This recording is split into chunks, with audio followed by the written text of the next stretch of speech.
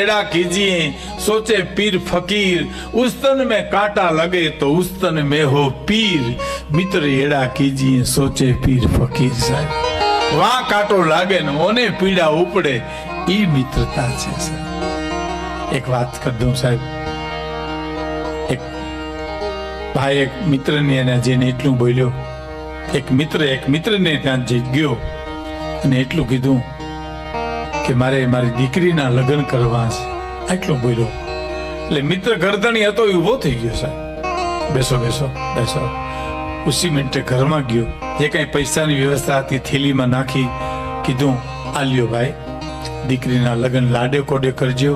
દીકરી એ તો પારખી થાપણ કહેવાય, એ જે વસ્તુ માગે એનાથી હવાઈ લઈ દેજો, હજી ઘટે તો અડધી રાતે મને ઉઠાડજો.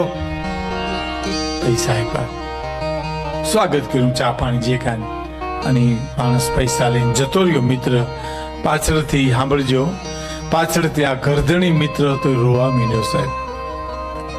એને આંખમાંથી દડ આંસુ માંડ્યા પડવા. તેની પત્નીએ પૂછ્યું કેમ રોવા માંડ્યા?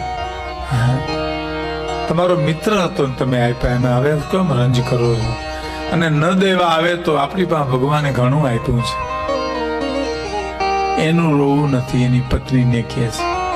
રોવું મને એક વાતનું ઈ છે કે હું એનો મિત્ર હોવા છતાં સમજી ગયો ને આ માગવા આવવું પડ્યું મારા ઘર સુધી. જે મારે ત્યાં જઈને આપી આવવા જોઈએ પૈસા, એને બદલે અહીં લેવા પડ્યા, એવા લેવા આવવા પડ્યા ને એનો મને રંજ છે સાહેબ, એનો મને આંસુ છે. આ મિત્ર છે, તમે સ્વીકારો ન સ્વીકારો પણ મિત્રતા ભારતની આ છે સાહેબ. મિત્ર એડા કીજીએ જે ઢાલ સરીખા હોય, સુખ में તો પીછે રહે અને દુઃખ में આગે હોય. મિત્ર એડા કીજીએ જેડા પાણી રાખોસ, પછાડ્યા પણ પાણી દીએ, હૃદય ન આણે રોષ. મિત્ર ઈ છે સાહેબ. એક મિત્રની બીજી વાત કરું, મજા આવશે. એક મિત્રને ફાંસીની સજા થઈ, એટલે એને કાયદાએ એમ કીધું કે ભાઈ તમારી ફાંસીની સજા છે, તમને આ ફલાણી તારીખે સમયે તમને ફાંસી ચડાવવાના છે, તો તમારી કાંઈ છેલ્લી ઈચ્છા કાંઈ માગો, કાંઈ કુટુંબની કાંઈ વ્યવસ્થા કરવાની. તો કે છેલ્લી ઈચ્છા મને થોડી રજા આપો તો હું મારા કુટુંબ, મારી માતા પિતા, મારા પત્ની પરિવારને થોડું વ્યવસ્થા કરતો આવું. તો કે હા આપીએ, પણ એને માટે એક જામીન એવો આપો કે જે તમે ન આવો તો તમારી જગ્યાએ ફાંસીએ ચડી જાય. એવું તો કોણ મળે સાહેબ? એમાં એનો મિત્ર મળ્યો સાહેબ. આવ્યો, ખબર પડી કે એને જામીન જોયું છે, કોઈ મળતું નથી. ગયો પોતે, હું જામીન, હું એનો મિત્ર છું સાહેબ, હું સહી કરી દઉં, એ નહીં આવે તો ફાંસી હું ચડી જઈશ. એટલે બધો મુક્ત થઈ ગયો, ઘરે ગયો, બધી વ્યવસ્થા કરવામાં. 1 દી 2 દી 5 દી 15 દી વાર લાગી, અને સમય આવીને ઉભો રહ્યો ફાંસી દેવાનો. ત્યાં સુધી મિત્ર ન આવ્યો. પછી કાયદા આવીને મિત્રે જે જામીન થયો તો એને કીધું હાલો ભાઈ, તમારો મિત્ર તો ન આવ્યો, ફાંસી ચડ્યો. હેલો સાહેબ. જેવો ફાંસીને માટડે જાતો તો એમ બે આંખમાંથી આંસુ પડતા હતા, ડાબી જમણી બેયમાંથી. કાયદાએ એમ કીધું, અધિકારી એમ કીધું, કેમ રોવા માંડ્યા? પસ્તાવો થાય છે? હવે સહી કરતા પહેલા વિચાર કરવો હતો. તો કે ના ના, પસ્તાવો નથી, મારી બે આંખમાં આંસુ છે ને સાહેબ. એમાં તમે જોયું, જમણી આંખમાં જે આંસુ છે ને એ હરખના છે, સાંભળજો મિત્રો, અને ડાબી આંખના આંસુ છે ને એ દુઃખના છે. તો કેવી રીતે ખબર પડે? તો કે આ હરખના હું જો ઠેકીને જઈશ મારી આંખમાંથી. હરખના આહું હોય ને એ પાઇપડીમાંથી ઠેકીને જાય છે. આ વેદનાના આંસુ લીટી થઈ જાય સીધી. આ આંસુ ઠંડા છે, આ વેદનાના ગરમ છે. કે તો આનું રહસ્ય ખોલો કે હરખના આંસુ એટલા માટે કે મિત્રને ખાતર મારે ફાંસી ચડવું પડે, એનાથી જીવતરમાં ઉદલી તક કઈ હોઈ શકે? તો દુઃખના હું, તો દુઃખના હું ઈ છે કે મારો મિત્ર હયાત નહીં હોય, જગતમાં નકર આવ્યા વિના રેજ નહીં સાહેબ. હશે નહીં અટાણે દુનિયાની માલિપા, એનો મને રજ છે, એનો મને દુઃખ છે, એના મારી ડાબી આંખના આંસુ છે. એક વાત કરી પછી આગળ વાત કરું. દિલ્હીમાં એક નગર શેઠ હતો સાહેબ, દોમ સાહેબી પણ સમય જયારે થપાટ મારે, સમય સમય બલવાન હે નહીં પુરુષ બલવાન, કાવે અર્જુન ને લૂટ્યો હોય ધનુષ વહી બાણ. સમય તો ભલભલા ને ચક્કર ખવડાવી નાખે. કોઈ દુનિયામાં એમ કે ના ના આનો આ સમય રહેશે, એ વાતમાં માલ છે. સમયને આધીન રહેવું, સમયને સમજીને પગલા ભરવા, એના માટેનું લોક સાહિત્ય છે. એના માટે રામાયણ છે, ગીતા છે, ભાગવત છે, વગેરે શાસ્ત્રો છે સાહેબ. સમય તો ભલભલાને ઉડાડી દઈએ.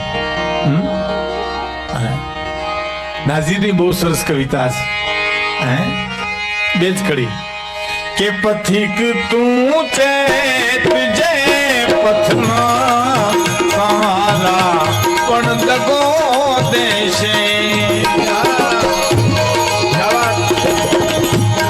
પથિક તું ચેત જે પથના સહારા પણ દગો દેશે. ધરીને રૂપ મંજિલનું તારા પણ દગો દેશે. ધરીને રૂપ મંજિલનું તારા પણ દગો દેશે.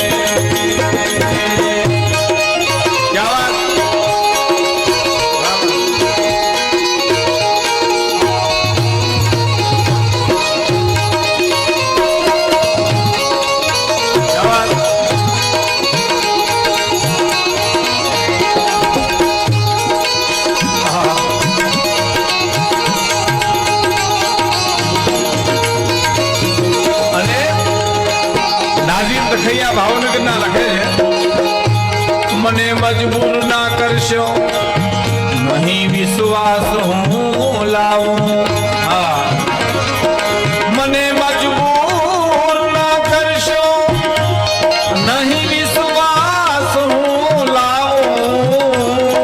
કારણ અમારા અનુભવ છે તમારા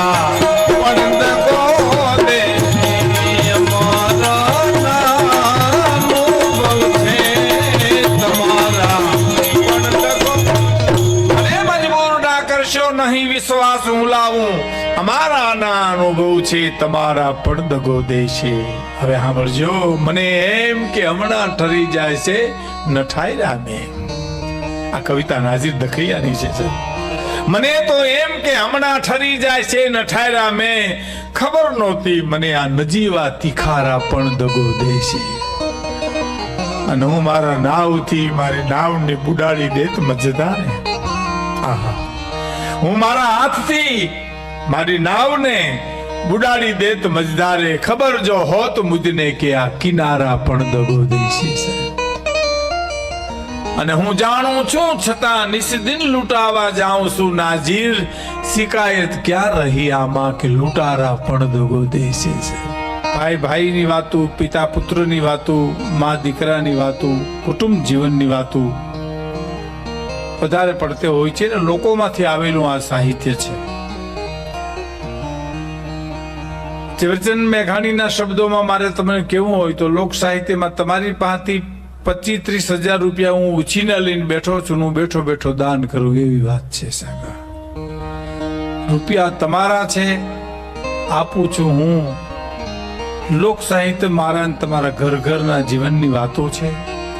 લોક સાહિત્ય ચડતી પડતી સુખ દુઃખની વાતો છે કે જે માણસના જીવનમાં આવે ને આવે. ભાઈ શ્રી સુખદેવભાઈને હું હમણાં જ કહેતો તો, બેઠો તો ત્યારે કે આ વાતો તમને ક્યાંક અડે છે, ક્યાંક ગમે છે. ભીખુદાન બોલે કે કોઈ પણ કલાકાર બોલે એ મહત્વનું નથી. વાતો તમને ક્યાંક અડે છે. માની વાત ક્યાંક સ્પર્શે છે, બેનની વાત સ્પર્શે છે, મિત્રતાની વાત સ્પર્શે છે, એટલે તમને મને આ બધું ગમે છે. વાત લોક સાહિત્યની હિતની વાત છે. લોક સાહિત્ય લોકોનું હિત જેમાં સમાણું હોય એ સાહિત્યને લોક સાહિત્ય કહેવાય છે. કે જે વાત મને ને તમને ઈશ્વર તરફ લઈ જાય, જે ગીત મને ને તમને સંસ્કૃતિ તરફ લઈ જાય, જે હાસ્યની એક કોઈ પણ નાનકડી વાત પણ મને ને તમને ક્યાંક સંસ્કૃતિના સંસ્કાર પાય, એ લોકોનું હિત જેમાં સમાણું છે એ લોક સાહિત્ય છે, જેનો કોઈ કરતા નથી.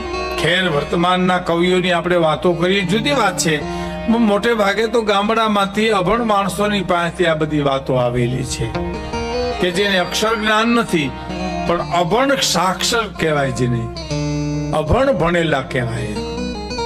આમ એકડેથી બગડેથી ભણ્યા નથી, પણ કોઠાથી ભણ્યા છે, એની પાસેથી આવેલી આ વાતો છે.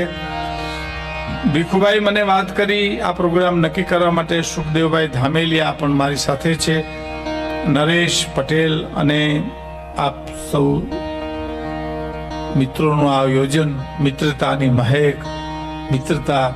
હું ભીખુભાઈ મને મળવા આવ્યા ત્યારે મેં કીધું મિત્ર છે એ બીજી જનેતા છે સાહેબ. જીવનની વાત હું અને તમે કા માને કરીએ ને કા મિત્રને કરીએ, ગુરુ પાસે ન કરી શકાય, મર્યાદા આવી જાય ત્યાં આપણે. પણ એક માં અને મિત્ર, એની પાસે સુખ દુઃખની અંતરની વાત હું અને તમે કરી શકીએ. અને એ મિત્રતા ઓછી થતી જાય છે, એ મિત્રતા ઘટતી જાય છે. એને અનુલક્ષીને આવા કાર્યક્રમો કરે જેથી કરીને માણસોને એમાં પ્રેરણા મળે. એની વાતનો મને આનંદ.